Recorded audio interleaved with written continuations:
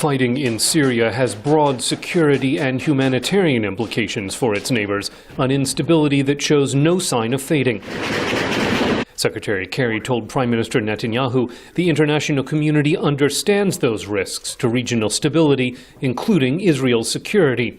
The impact of Syria on this region cannot be overstated.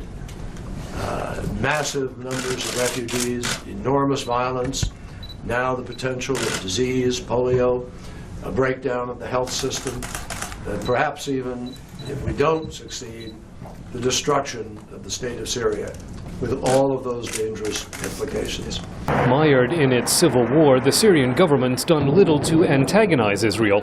Syria's army knows the might of Israel's military force, says Cato Institute analyst Doug Bandow, so it's not looking to open a second front with Israel. I think the issue for Israel much more is simply collapse. It's a question of al-Qaeda, it's a question of terrorism.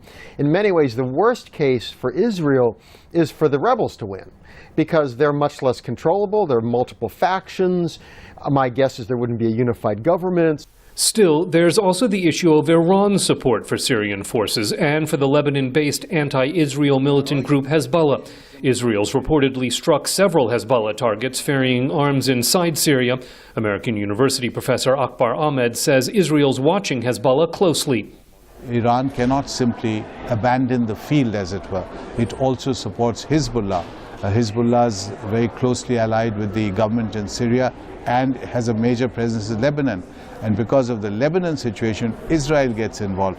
Especially at a time when Israel is concerned about Iran's nuclear ambitions, and what it fears is a new willingness by international mediators to strike a deal over easing sanctions.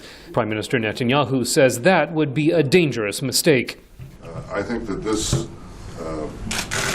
attitude, buttressed by a policy of terror worldwide, supporting Hezbollah, Hamas, and all the forces that are against peace, participating in the mass murder in Syria, I think such a regime must not have the world's most dangerous weapons.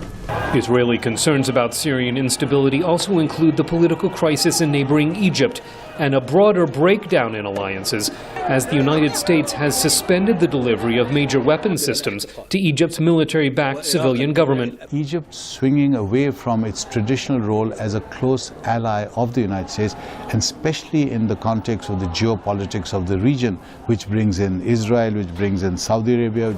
As fighting continues, Syrian peace talks that had been planned for later this month may now not happen before the end of the year, as Israel's made clear its willingness to continue striking targets inside Syria to prevent the rearming of Hezbollah. Scott Stearns, VOA News, Jerusalem.